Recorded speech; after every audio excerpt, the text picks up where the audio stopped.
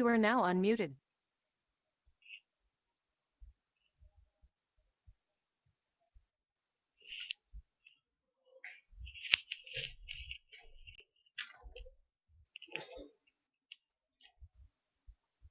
Hola, buenas tardes. Bienvenidos a su clase magistral del día de hoy. Antes de comenzar, bienvenidos y que tengan una excelente semana. Chicos, ¿me logran escuchar bien? Necesito, porfa, que me avisen si se escucha bien para continuar e iniciar con la clase, por favor. Ok, gracias, Marcelo.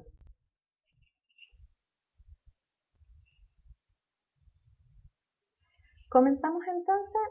Bueno, la materia del día de hoy tiene que ver con el financiamiento y las fuentes de financiamiento y vamos a hacer una pequeña introducción a lo que tiene que ver con la contabilidad, pero grandes rasgos, ¿ya? No vamos a profundizar en contabilidad básica ni en informes. Sí les puedo mostrar algunos tipos de informe, qué significa el informe, saber interpretarlo, pero debido al tiempo no podemos elaborar algún estado financiero, así es que vamos a ver algunas pinceladas sobre esto, ¿ya?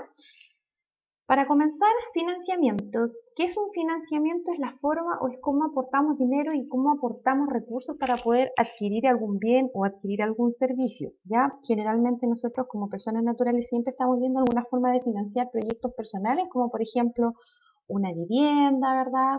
Un automóvil, comprarnos a lo mejor, no sé, poner una reja en la casa, hacer mejoras en nuestros hogares, en fin. Y aquí es donde nosotros tenemos que ver qué es lo que se debe considerar también en el momento de buscar un financiamiento, porque esto significa que vamos a salir a buscar recursos en donde exista alguien que nos pueda facilitar estos recursos, alguien o alguna entidad que nos pueda facilitar estos recursos.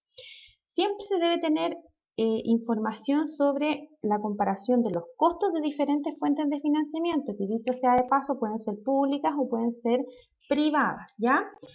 Es importante saber lo que es una fuente de financiamiento y saber si es pública o es privada, porque en el caso de las que son privadas, ¿verdad? Este financiamiento tiende a tener un interés que nosotros debemos cancelar una vez que se llega a este acuerdo para financiar un proyecto en específico. No nos prestan dinero por prestarnos dinero. El giro de estas entidades que prestan dinero y que generan financiamiento, que son privadas ya, es ese, obtener utilidades a través de prestar dinero. En el caso de las fuentes de financiamiento que son públicas, que podemos mencionar Corfo, Cercotec, ¿verdad? Algunos proyectos concursales, Capital Semilla, en fin.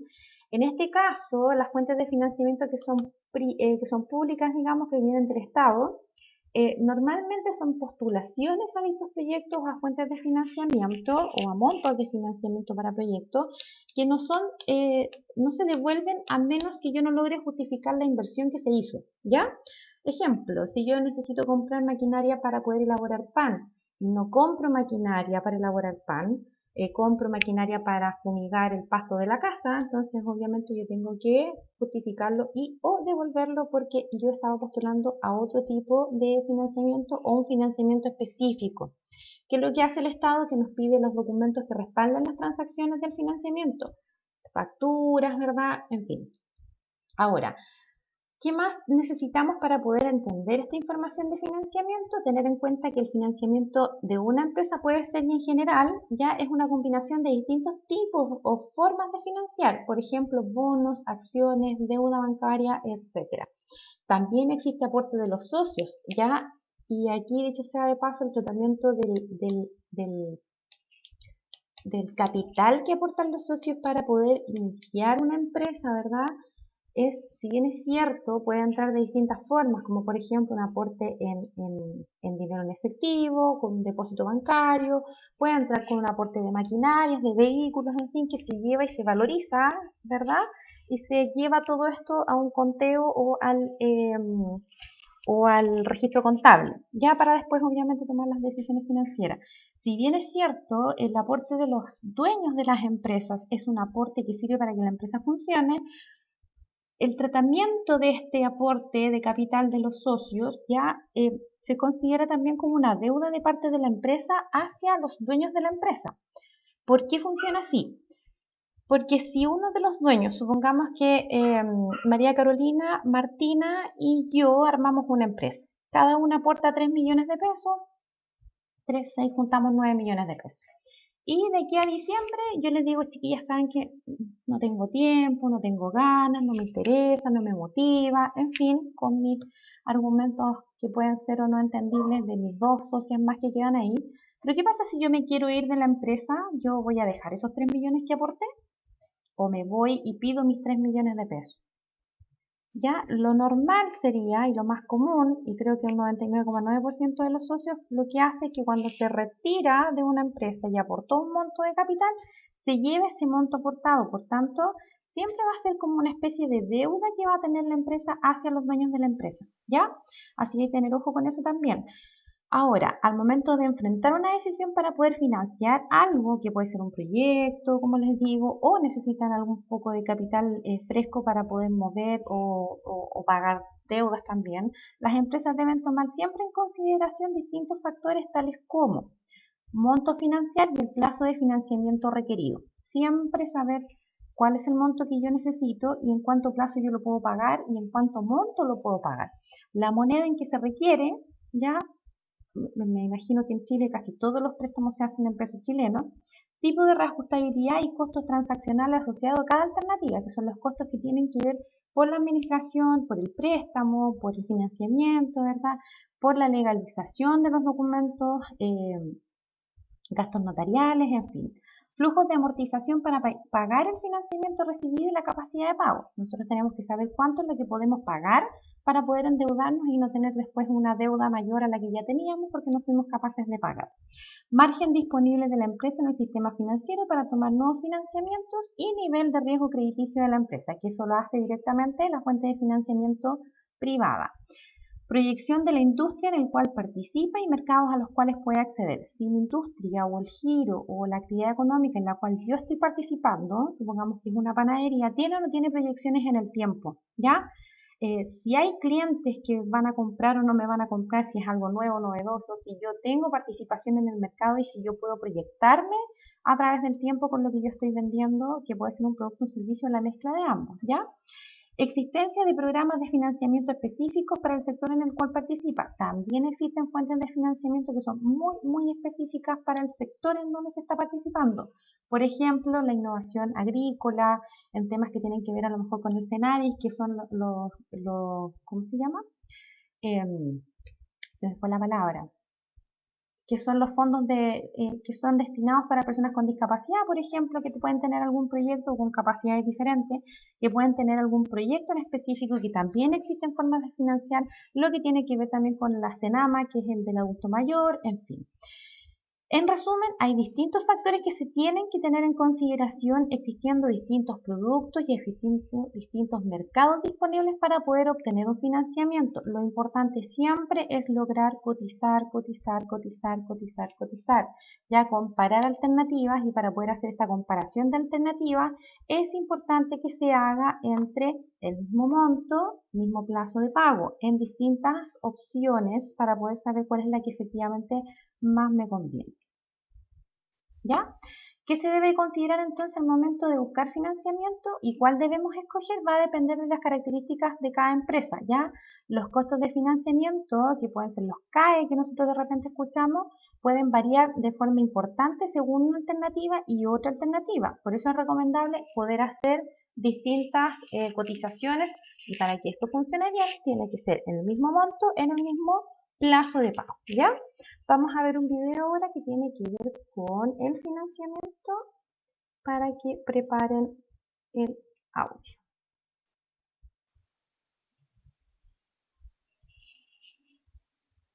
You are now muted.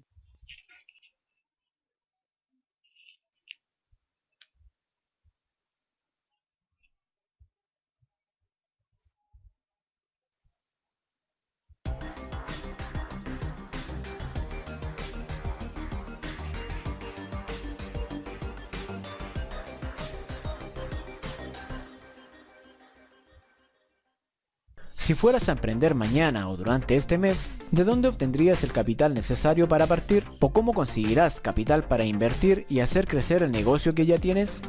Te invito a descubrir los tipos de financiamiento que existen en Chile. Financiamiento. El acceso a recursos financieros permite al empresario solventar sus inversiones, capital de trabajo, gastos y en general cualquier requerimiento asociado al crecimiento y la operación de la empresa. Las fuentes de financiamiento son de tipo privadas, especiales y públicas. Dentro de las privadas podemos encontrar los bancos, las cooperativas y las cajas de compensación, entre otras. En las fuentes especiales de financiamiento se encuentran el leasing y el factoring. El leasing, también conocido como arrendamiento financiero, es una forma de financiar la obtención de activos fijos. La empresa que entrega el servicio entrega estos activos a la empresa interesada a cambio de pagos estipulados a modo de arriendo, en donde finalmente se puede ejercer la compra del bien a un precio bajo, alargar el contrato de leasing o devolverlo a su dueño inicial. El factoring consiste en un contrato donde las cuentas por cobrar, como facturas, letras u otras que tiene una empresa, es decir, las deudas que tienen sus clientes con la empresa, son traspasadas a una institución financiera que se encarga posteriormente de cobrarlas a cambio de facilitar tal dinero inmediatamente. La institución financiera que entrega el servicio cobra un porcentaje de este monto a cambio de la transacción total, asumiendo también el riesgo de no pago. Algunas fuentes públicas de financiamiento y desarrollo son Cercotec, Corfo, Fosis, Fogape, INDAP y Conadi, de los cuales profundizaremos en un próximo video. Hasta la próxima.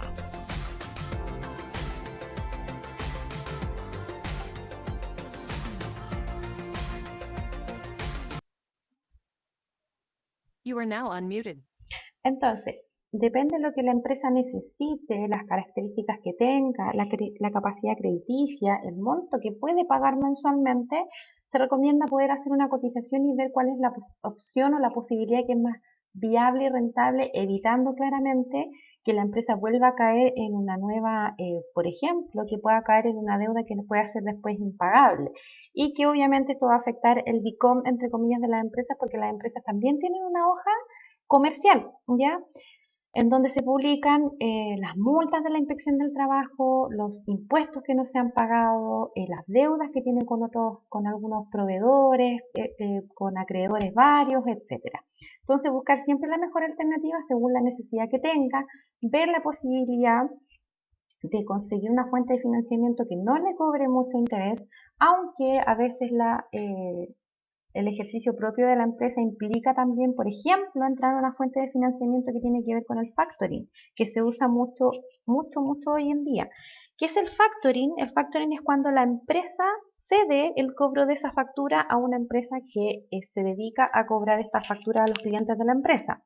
Sin embargo, nos prestan el dinero, ¿cierto? Nos entregan el dinero de la factura, pero ellos retienen cierto monto por el riesgo y además cobran un porcentaje referente a lo que ellos están haciendo por gestión, ¿ya? Entonces, si la factura era de 10 millones de pesos, entonces es muy probable que de los 10 millones de pesos que tenían que llegar, nos lleguen 10 millones, nos lleguen 9, incluso 8 millones y medio, incluso hasta 8 millones de pesos, porque va a depender directamente de lo que nos va a cobrar el factoring por esta sesión de factura para que ellos la puedan cobrar, ¿ya?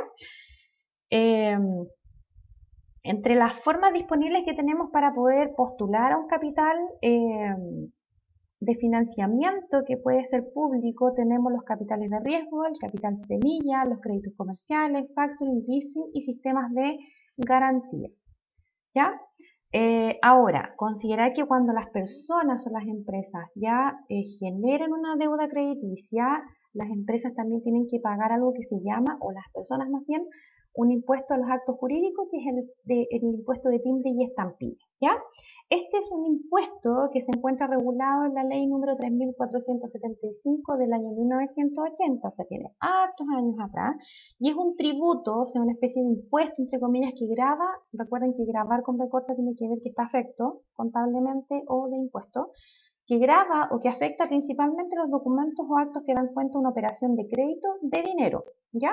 ¿Cómo se calcula? Según una base imponible que corresponde al monto del capital que está especificado en cada documento de préstamo. Entonces, este impuesto de timbre y estampilla se fija en tasas fijas y en tasas variables. Y va a depender si tiene que ver con una letra de cambio, un pagaré, créditos simples, documentarios, facturas, cuenta en cobranza, descuentos bancarios de letra, etc.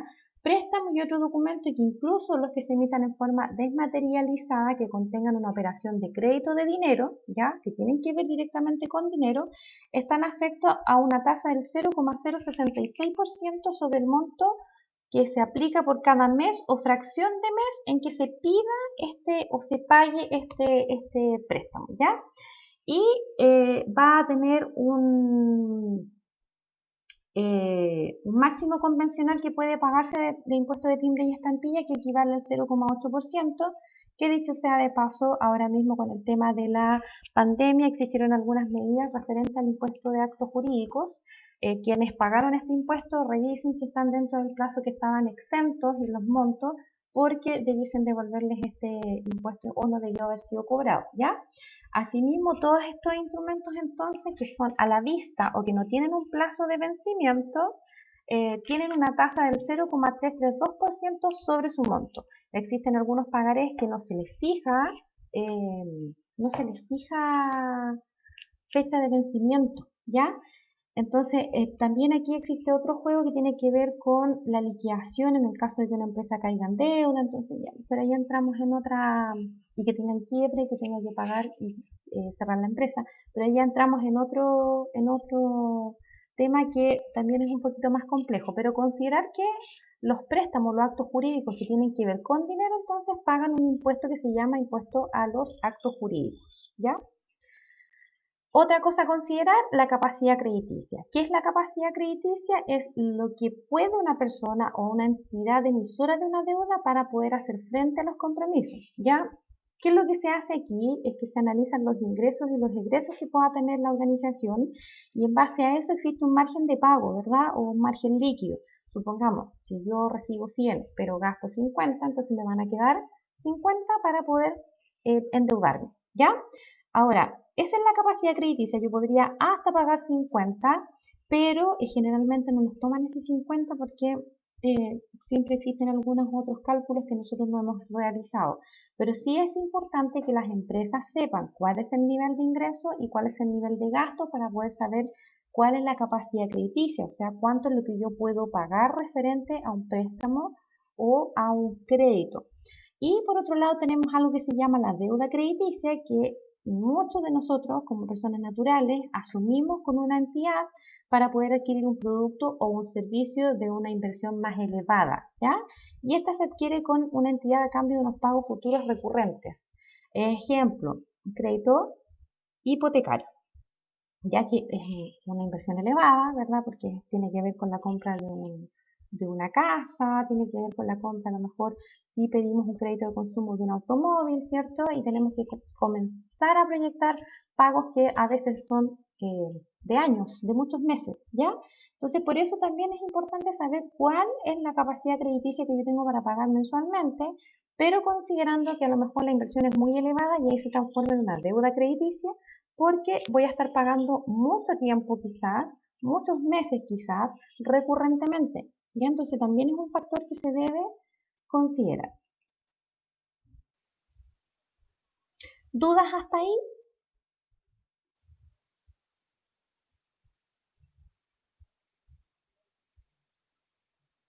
¿Hasta la deuda crediticia? ¿Alguna duda?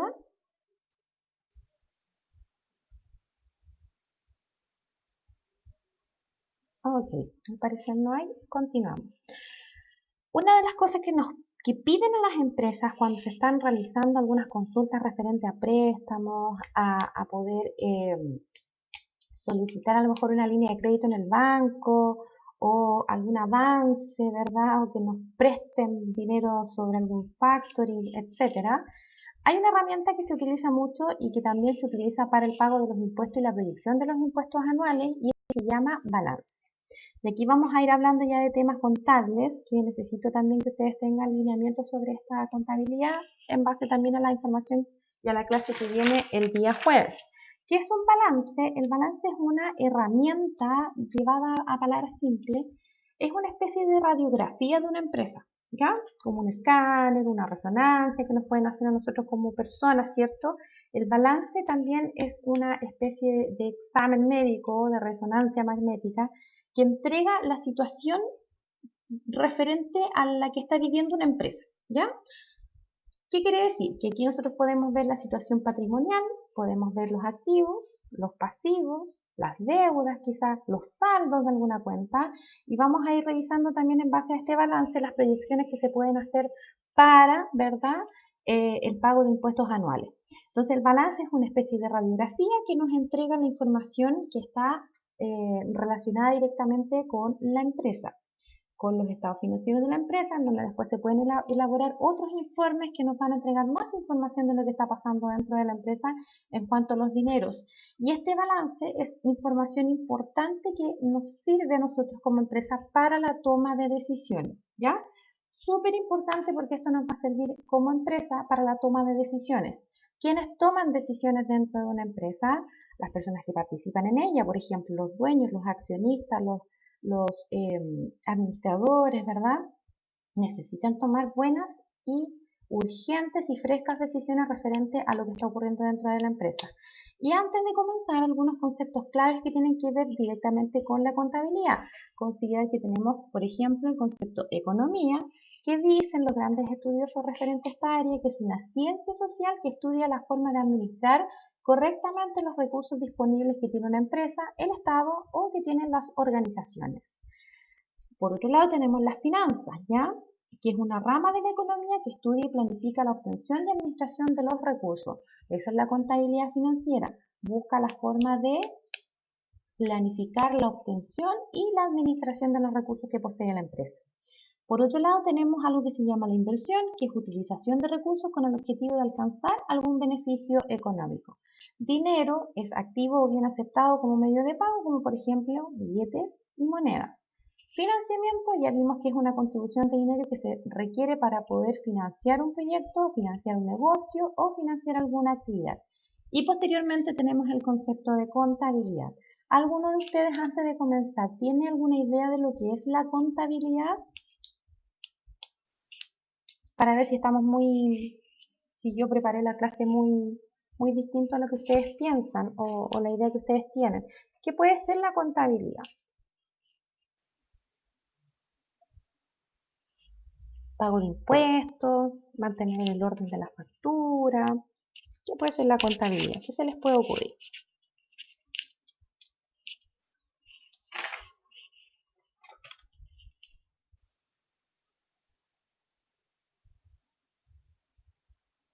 ¿Les tinca algún concepto por ahí?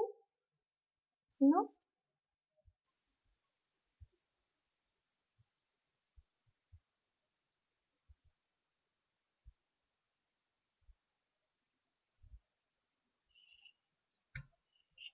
María Carolina, vamos a ver.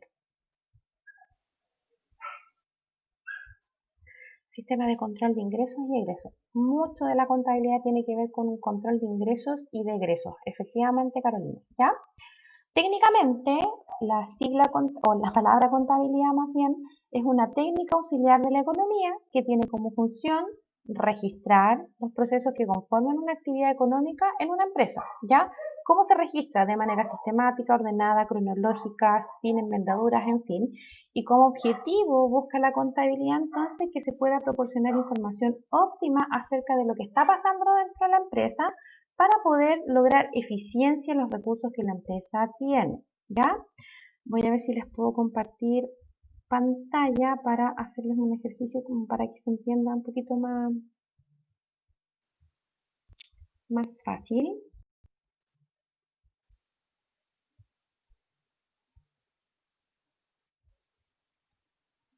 Ya, aquí yo tengo un Excel, no sé si lo logran ver. Ya, una planilla de Excel. Supongamos que estamos hablando de unidades vendidas en una empresa en enero, en febrero y en marzo. Ya vamos a medir solamente estos 3 meses del año 2020.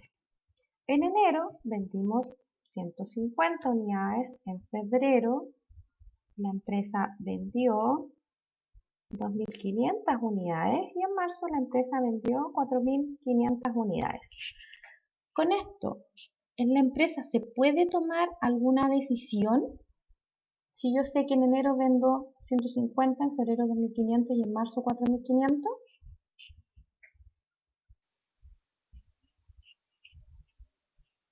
¿Creen ustedes que se puede tomar alguna decisión referente a esto? ¿O qué se puede hacer con esta información más bien?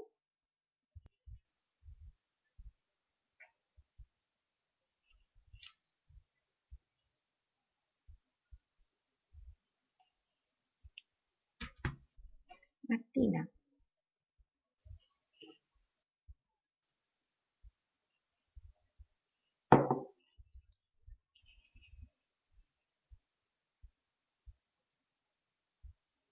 Los ingresos han ido aumentando, ¿ya?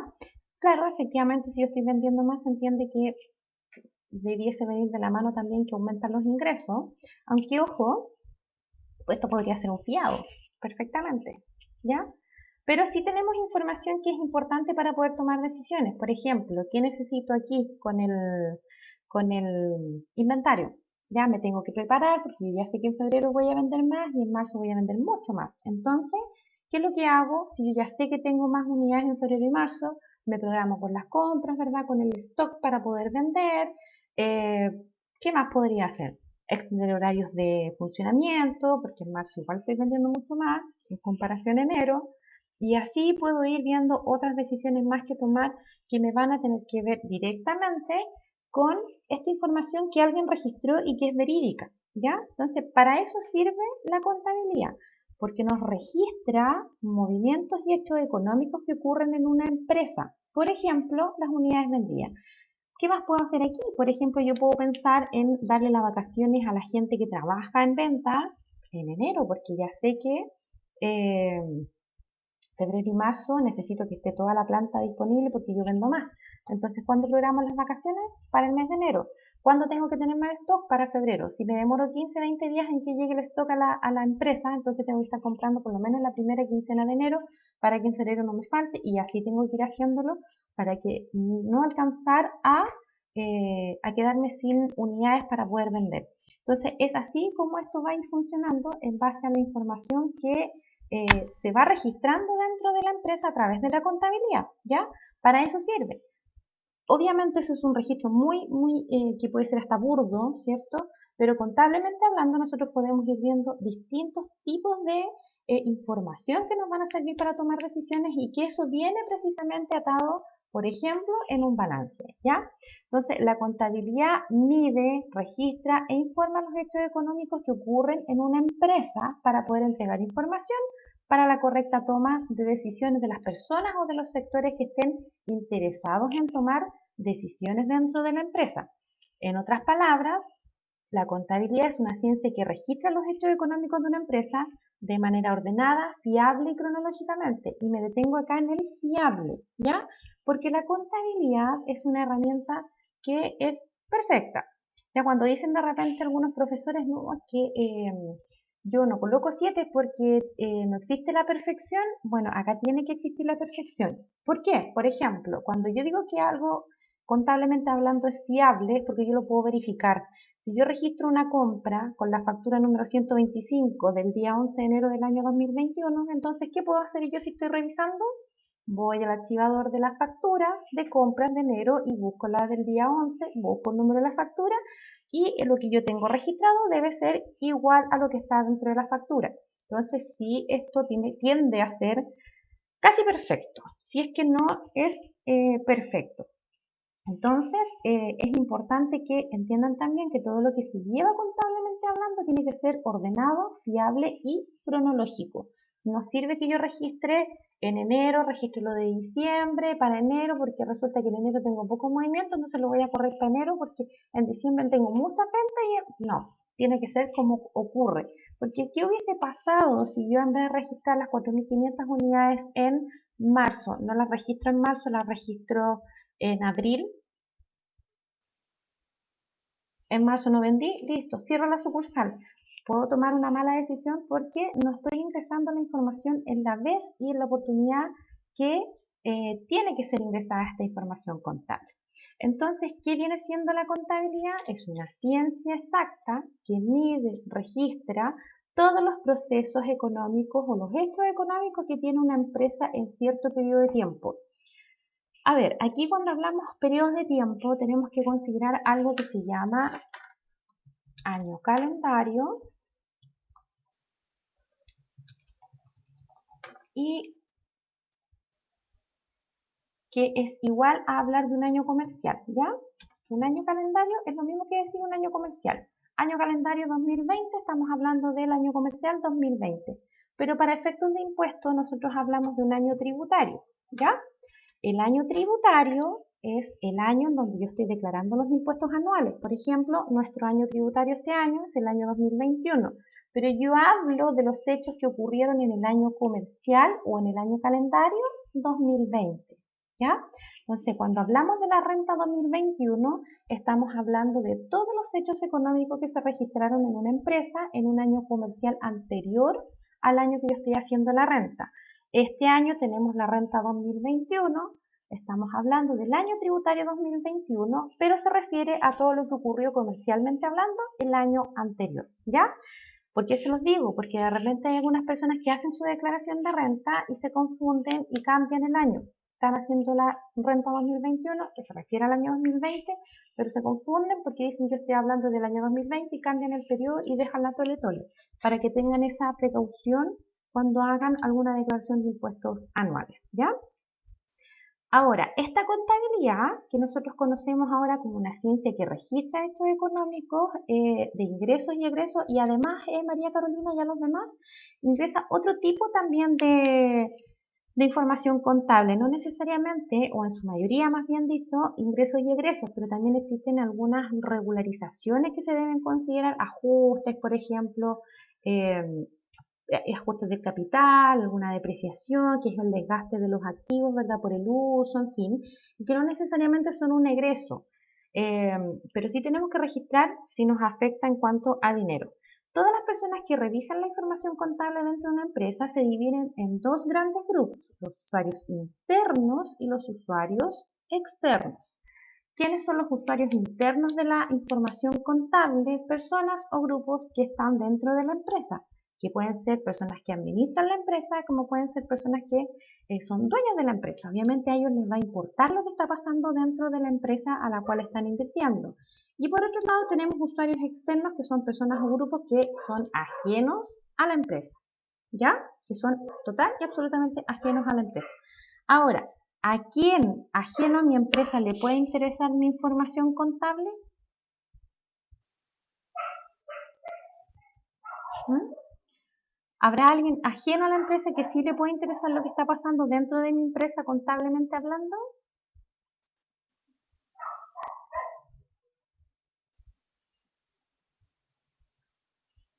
Un banco, muy bien. Por ejemplo, un banco. Claramente a un banco le interesa, si nosotros estamos pidiendo algo como por ejemplo una fuente de financiamiento, claramente al banco que no tiene nada que ver conmigo le va a interesar lo que está pasando en mi empresa. ¿Algún socio, a las entidades donde pueda buscar financiamiento? Exactamente. Y al primer interesado que le preocupa lo que está pasando dentro de nuestra empresa, que no tiene que ver con nuestra empresa, adivinen quién es. El señor Servicio de Impuestos Internos, ¿ya? Él es el primero que a él le interesa lo que está pasando dentro de nuestra empresa, porque en base a esto se paga, exacto, se paga entonces tributo, se pagan impuestos que son mensuales o impuestos anuales o algunos específicos según sea la situación de la empresa. Entonces, la información, ya que son las personas que pueden revisar esta información contable, se divide en dos grandes grupos, internos y externos. Internos que son dentro de la empresa, externos que son fuera de la empresa. Ahora, esta contabilidad nosotros la podemos presentar porque es la misma información, somos la misma información, pero se presenta de distintas formas. Por ejemplo, tenemos la contabilidad que es gerencial o administrativa, que es información relevante para la correcta toma de decisiones, que permite la interpretación y la demostración de información económica y financiera y ayuda además en la planificación y en el control administrativo. Entonces, esta contabilidad que es gerencial o administrativa está directamente relacionada a los usuarios internos. Por otro lado, nosotros hablamos de la contabilidad financiera o contabilidad general. Ya registra los mismos hechos económicos de la empresa, pero el objetivo es entregar información relevante para la toma de decisiones, pero de los agentes externos. ¿Por qué es distinta o por qué se presenta de otra forma? Porque tiene que ver con los resultados que nos entregan los estados de resultados, por valga la redundancia. Por ejemplo, la información que nos va a entregar el balance, ¿ya? Entonces, un usuario externo necesita saber lo que está pasando en la empresa, pero a lo mejor no le interesa saber cuánto saldo tiene la caja, no sé, o cuánto pago de PPM. Quizás sí le interesa saber cuánto activo y cuánto pasivo tengo, ¿verdad? Cuántas pérdidas y ganancias tengo, cuántas ventas hice en el año, cuánto efectivo tengo en la empresa, cuánto me demoro en recuperar la inversión, cuánto me demoro en que me paguen, en fin. Entonces, esta contabilidad que es financiero general está dirigida más hacia los usuarios externos de la empresa, ¿ya? Ahora, recalco aquí me detengo, es que lo voy a llevar a un ejemplo de la vida cotidiana. Yo misma, ¿ya? Un día sábado, domingo, feriado. ¿Cómo estamos en nuestras casas cuando no tenemos que salir? Con buzo, una hawaiana, ¿verdad? Una polera un poquito más, ¿cómo se llama? Más relajado, con un look que es un poquito más cómodo para estar en la casa, ¿cierto? Sin embargo, si nos toca salir, ¿cierto? A comprar algo, igual como que nos cambiamos la chalita y nos ponemos un tequito, a lo mejor sacamos el buzo y nos ponemos un jeans. Entonces, somos la misma persona, pero presentada de forma distinta según la situación. Lo mismo pasa con la contabilidad. Seguimos siendo la misma contabilidad, pero se muestra de forma diferente según quien requiera tener información de la empresa, ¿ya? Cualquier duda que vayan teniendo, me van avisando, por favor. Dentro de la contabilidad tenemos que considerar algo que se llama la partida doble, que es importante también que ustedes la vayan conociendo. Para quienes no la conocen y quienes la conocen, me gusta que también vengan a contribuir en la clase para aportar un poquito más en las explicaciones que yo puedo dar. Ya, si alguien puede ayudar de repente, bienvenido sea, siempre y cuando no insulte ni moleste al compañero que sabe o entiende un poquito menos, ¿ya? Dentro de la contabilidad, para que se puedan generar estos estados financieros, entonces existe algo que se llama la partida doble. Ya es un principio que es básico de la contabilidad actual y antigua, consiste en los movimientos contables que afectan a las empresas, pero siempre existen a lo menos dos cuentas participando, ¿ya? Un débito y un crédito, un deudor acreedor o un acreedor, en fin, pero siempre existen a lo menos dos cuentas que están participando dentro de una transacción. Supongamos, para que yo pueda comprar una silla de la empresa, ¿qué pasa? Tengo una silla en la empresa, ¿cierto? Pero ¿cómo se compró? A lo mejor con efectivo, a lo mejor con el banco, si es que ocupamos tarjeta de débito. Pero para que yo pueda tener una silla en la empresa, yo tuve que hacer un gasto. Entonces siempre van a haber a lo menos dos cuentas que van a participar en un movimiento.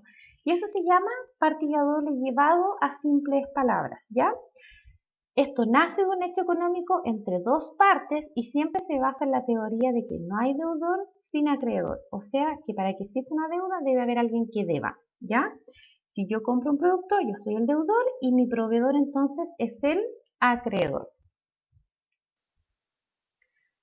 ¿Qué dice el concepto de la partida doble? Tiene una fórmula que habla de que el activo es igual al pasivo más el patrimonio, ¿ya? Aquí es donde nosotros podemos descubrir y confirmar que el activo es igual al pasivo más el patrimonio y donde se nos da entonces la fórmula de la partida doble. Y como hablamos del activo, pasivo y patrimonio, vamos a ir viendo qué significa esto, qué es el activo, qué es el pasivo, ¿ya?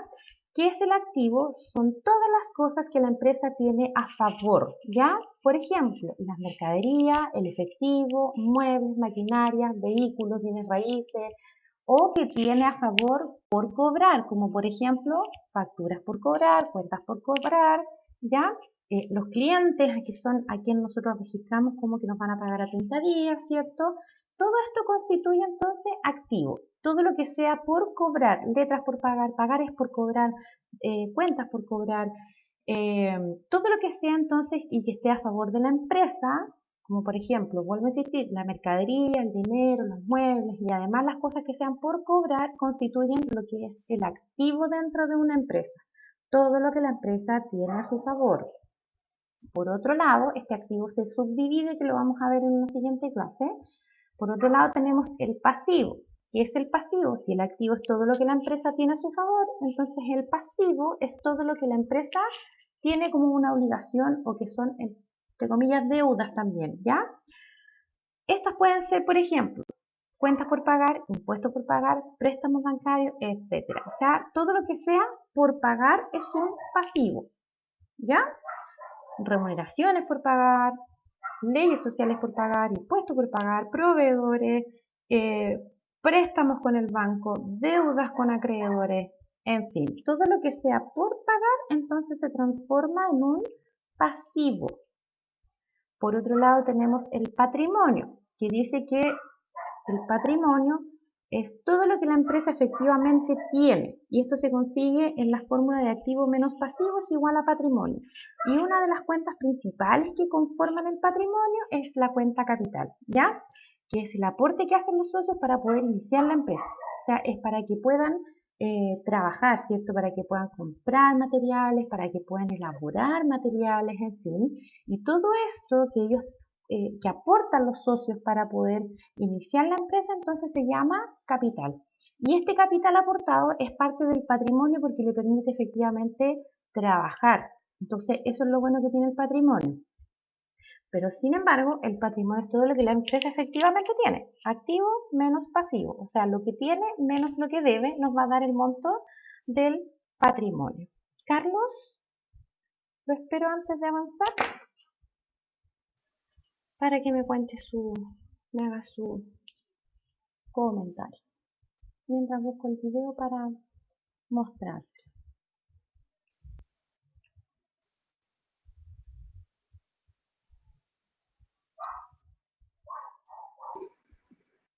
No hay problema, Carlos, no se preocupe. La clase está siendo grabada, así que la va a poder ver en un ratito más. Lo que sí voy a pedir es que quizás el micrófono, si lo puede silenciar, sería maravilloso porque de repente se nos duplica la voz y no creo que le agradezca mucho escucharme dos veces. Así que eso. Gracias, Carlos.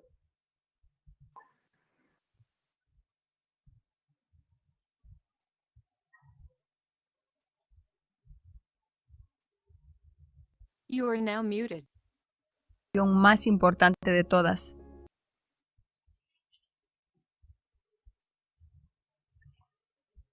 Un poquito. Quizás now has unmuted. escuchado el You dicho: are now muted. los ricos adquieren activos y los pobres y la clase media adquieren pasivos, pensando que son activos. En este video explicaremos la diferencia entre los activos y pasivos, qué comprar para enriquecerse, qué hacer con los pasivos que actualmente tienes y cuál es la inversión más importante de todas.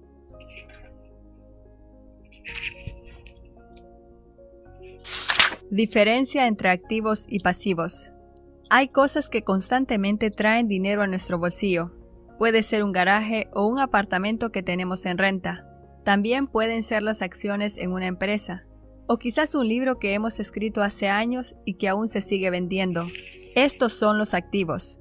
Las cosas que hemos comprado o conseguido con nuestro trabajo y que ahora nos generan frutos. Por otra parte, tenemos la casa donde vivimos, un auto, un celular, una membresía en el gimnasio, una membresía en Spotify, Netflix o una computadora. Estos son los pasivos, cosas que constantemente nos generan gastos, como un auto que necesita gasolina, pagos de impuestos municipales y mantenimiento. No hay duda que desde un punto de vista financiero es mejor acumular activos en vez de pasivos. Entonces, ¿activos o pasivos? La misma cosa puede ser un pasivo o un activo, dependiendo del uso que le damos. Un apartamento comprado para el uso propio es un pasivo. El mismo apartamento comprado para rentarlo es una inversión, es decir, un activo. Un auto comprado para uso personal es un pasivo.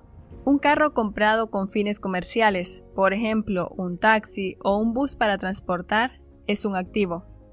Entenderlo es la clave para saber en qué invertir. A menudo pensamos erróneamente que comprar una casa, un auto o lo que sea para uso personal es una inversión, pero no lo es una comodidad. Al investigar el tema de los activos y pasivos, nos encontramos con un interesante resumen de dos enfoques. Las personas con mentalidad de pobreza trabajan y el dinero que ganan lo dedican para el consumo. Se llenan de pasivos que les generan gastos, por lo que tienen que trabajar aún más para pagarlo todo, convirtiéndose en esclavos financieros. Los ricos lo hacen de manera diferente. Trabajan, ahorran parte del dinero que ganan, luego invierten estos ahorros para multiplicarlos, es decir, adquieren activos que les generan dinero, lo que les permite trabajar menos tiempo, hasta que un día puedan ser libres financieramente. No deberíamos renunciar absolutamente de todos los pasivos. Ni siquiera es posible hacerlo, porque necesitamos una casa donde vivir, posiblemente un auto para llegar al trabajo, o una membresía en el gimnasio para mantenernos en forma. Los pasivos son buenos y necesarios, si hacemos uso de ellos. Lo que sí podemos hacer es reducir la cantidad de pasivos, renunciar de aquellos que nunca usamos, o aquellos que no usamos frecuentemente. No vale la pena pagar $20 por una membresía del gimnasio si vas una vez al mes, o una membresía de Netflix si has visto solo 2 películas en los últimos 3 meses. Busca y elimina los pasivos innecesarios. ¿Cómo saber cuáles son mis activos y pasivos? En cuanto a los activos, es muy sencillo. Solo pregúntate, si hoy mismo pierdo mi empleo o cierro mi negocio, ¿cuánto dinero voy a generar mensualmente? Si la respuesta es nada, entonces no tienes activos. Para nosotros, uno de los activos es nuestro canal de YouTube. Incluso si dejamos de publicar nuevos videos, los que ya tenemos van a generar ingresos, probablemente por meses o incluso por años. Cada video es un pequeño activo que hemos sembrado en el pasado. Ahora, para saber tus pasivos y ver cuáles puedes eliminar, recolecta los recibos, descarga el historial de tu cuenta bancaria y gastos en tarjeta, por lo menos de los últimos 30 días. Si no tienes recibos ni historiales de tus gastos, entonces por los siguientes 30 días anota todos los pagos que realices. Una vez que tengas la lista, analiza dónde se va tu dinero. Pon énfasis en todos los gastos fijos que haces con frecuencia.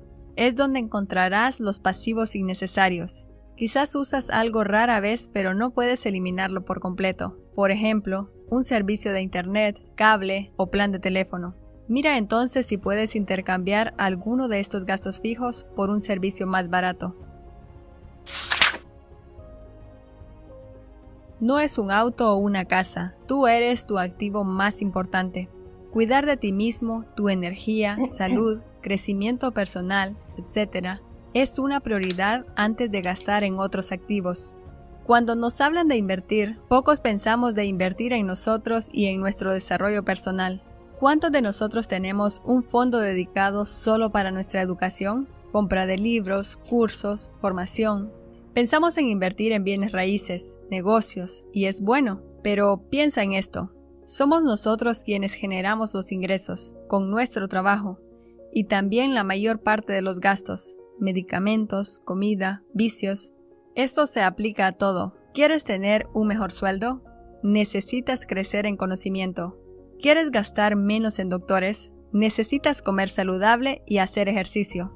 Camille y yo en primer lugar invertimos en nosotros mismos y en nuestras herramientas de trabajo, y aparte de ello buscamos otras inversiones.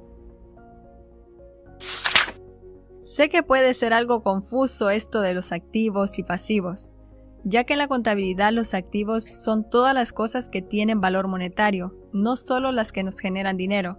Sin embargo, para este video hemos adoptado la definición de activos y pasivos popularizada por Robert Kiyosaki. Si algo debes llevarte de este video, es distinguir entre las cosas que adquirimos, las que nos generan dinero y las que nos sacan dinero, para hacer compras e inversiones más conscientes. Entonces, ¿qué activos podemos comprar? En el video hemos compartido algunas ideas, pero te animo a compartir las tuyas en los comentarios. También en la caja de información encontrarás un enlace a un video anterior, donde con un ejemplo más detallado hablamos de la diferencia entre activos y pasivos. Saludos amigos, hasta un próximo video.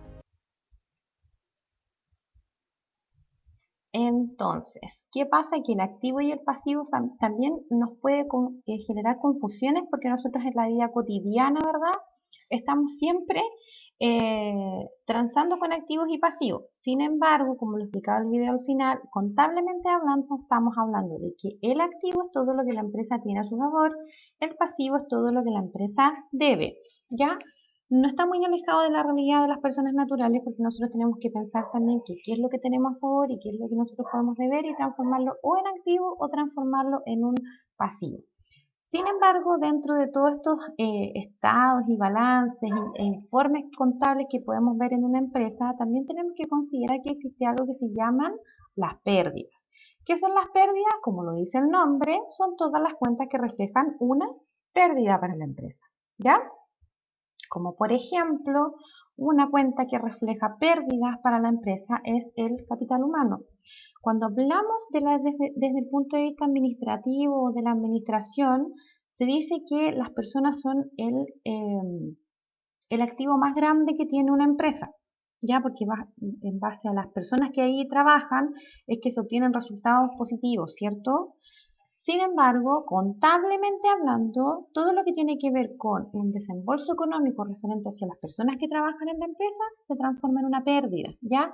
Porque las empresas invierten en gente que no les pertenece, supongamos, sueldos, bonos, horas extras, etcétera, que efectivamente la gente se la gana, pero la gente no es parte del inmobiliario, del activo de la organización, entonces contablemente hablando, todo lo que pueda hacer, por ejemplo, remuneraciones, entonces es una pérdida, contablemente hablando, ¿ya?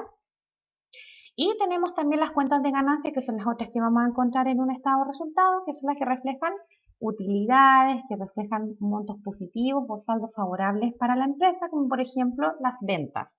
Si la empresa vende, entonces está ganando, independiente de lo que después tenga que invertir o desembolsar para poder pagar algunas otras cosas, pero las ventas es una cuenta que nos genera a nosotros ganancias, ¿ya? Intereses también que se puedan ganar en un depósito a plazo, o, en fin. Entonces todo eso, lo que nos genera utilidades o saldos favorables para la empresa, entonces eso se llama cuentas de ganancias. Algunas cuentas y su clasificación, que estas las podemos encontrar en los balances, por ejemplo, las cuentas de activos más comunes, caja, banco, bienes raíces, vehículos, muebles y equipos, mercadería, clientes, IVA, crédito fiscal, que es el IVA de las compras, PPM, que es el pago provisional mensual, depósitos a plazo, anticipos del personal, algunas cuentas de pasivos, proveedores, préstamos bancarios, impuestos por pagar, capital, IVA, débito fiscal. Y aquí tenemos capital mencionado como una cuenta de pasivo. Recuerden que supongamos, en el caso de que uno de los socios se retire de la empresa, se va a querer llevar su aporte inicial para que la empresa funcionara, o sea, el capital que aportó. Si el socio se retira, entonces ese capital se tiene que pagar con los intereses y ajustes que correspondan a la fecha del retiro. Pero cabe mencionar que los dueños de la empresa o la primera deuda que tiene la empresa es hacia los dueños de la empresa, o sea, con el aporte de capital, ¿ya? IVA débito fiscal, que es el IVA de las ventas que nosotros le pagamos al fisco.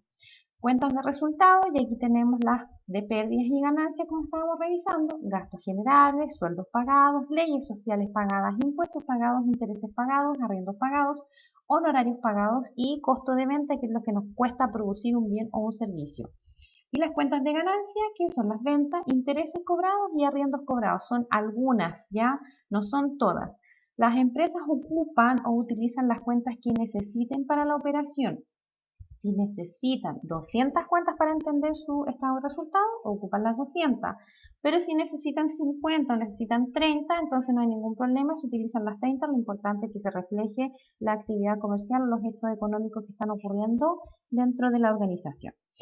Esto también, cuando se registran estos hechos económicos, se dividen en dos partes. Una son las transacciones simples, que es cuando existe un movimiento contable en donde solo intervienen dos cuentas, no más, no menos.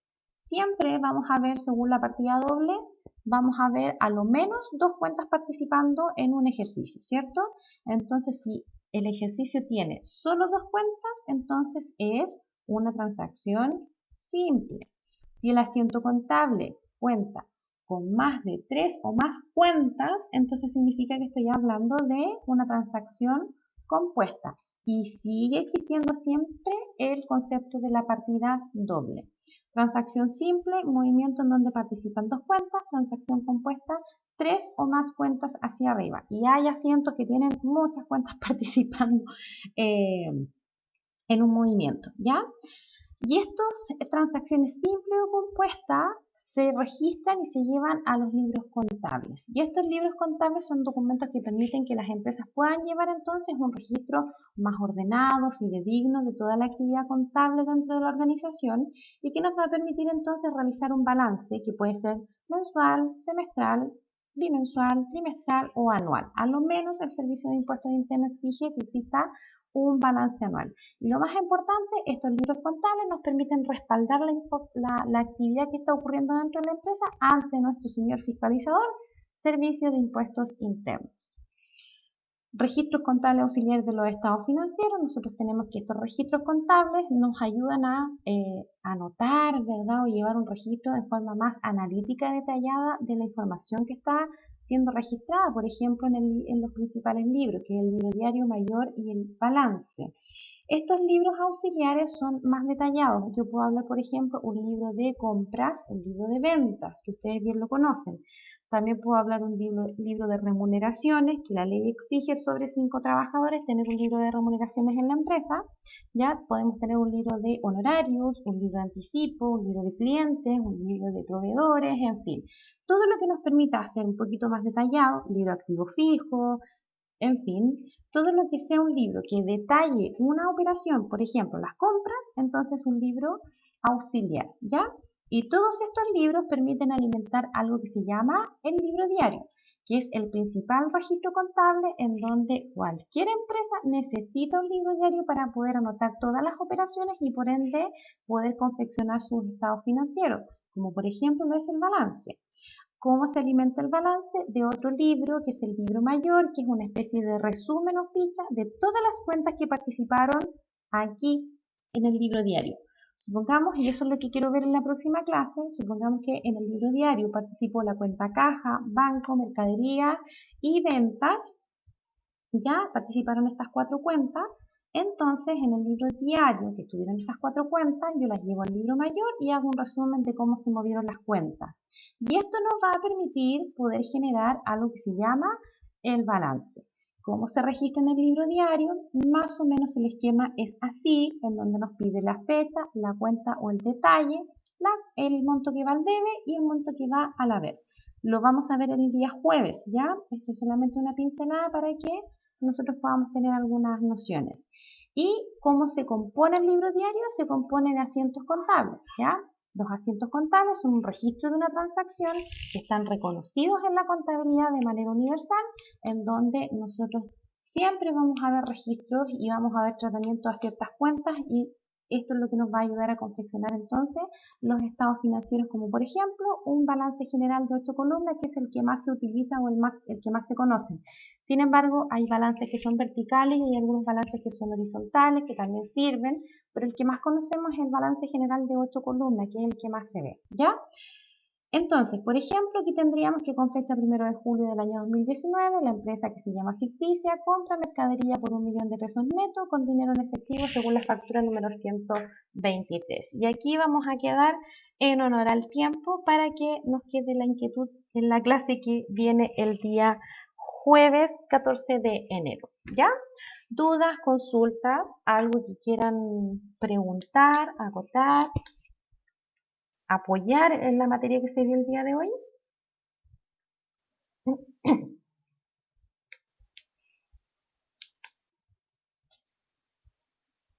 Chicos, chicas, ¿alguna duda, consulta o algo que ustedes quieran sugerir? Sugerencias, reclamos, felicitaciones, lo que sea, aquí los leo.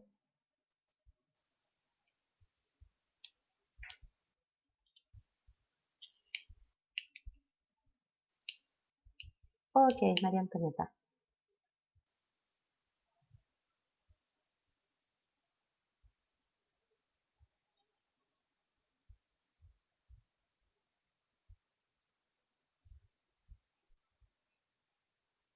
Recuerden avanzar en los contenidos, consulten con Constanza en qué más o menos debiesen estar ya, porque esta clase es del módulo 4, la próxima clase es del módulo 5, la del día 14, y estaríamos finalizando. Nos quedan 3 clases más para terminar, entonces sería buenísimo que puedan ustedes ir avanzando ya hasta el módulo 4. Yo creo que debiesen estar a lo menos, ¿ya? Consúltenlo con Constanza, que es su coordinadora, y cualquier duda o consulta, ella no va a tener ningún problema en resolverla, ¿ya? Voy a ver un rato más. ¿Verdad? María Antonieta se conecta más tarde. Difícil. Bueno, cualquier consulta ustedes me van avisando, ¿ya? En la misma clase nosotros podemos ir aclarando algunas dudas.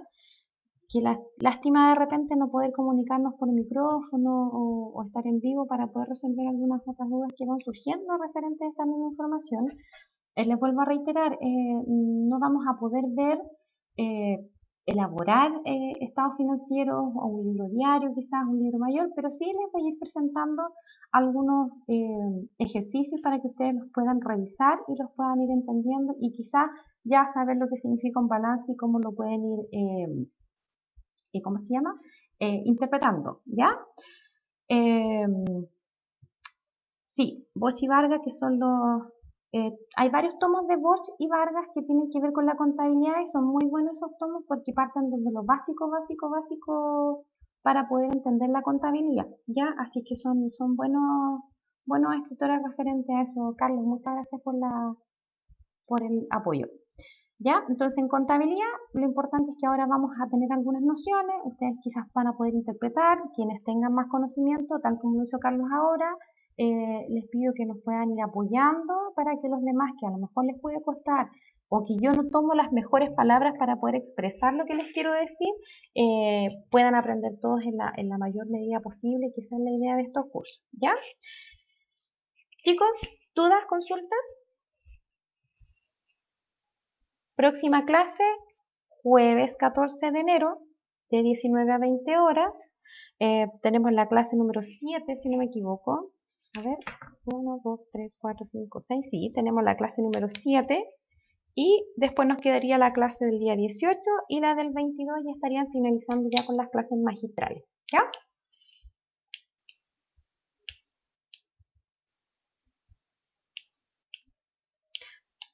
Nos vemos entonces. Si no queda mayor duda o consulta, estaríamos finalizando la clase del día de hoy y estarían en libertad de acción, chicos, para ya contactarnos en la próxima sesión.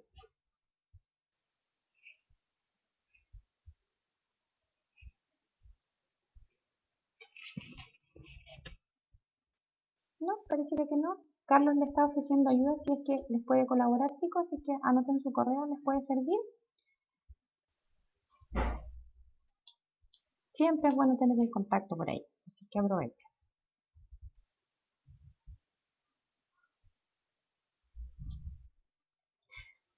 Ya, como al parecer no quedan más dudas ni consultas, no les quito más tiempo de su día, su valioso tiempo, porque ya les quité 7 minutos de los que no debieran estar conectados. Les agradezco la conexión, el tiempo y los comentarios y los aportes que han hecho a la clase, porque siempre son súper bienvenidos para ayudarnos entre todos. Que estén muy bien, que tengan una excelente semana, éxito en lo que se propongan y estaríamos en contacto entonces, conectados, recuerden, el día jueves a las 19 horas. Nos vemos el día jueves, si Dios quiere, a las 19 horas en la misma plataforma. Que estén muy bien, descansen, chao, chao. You are now muted.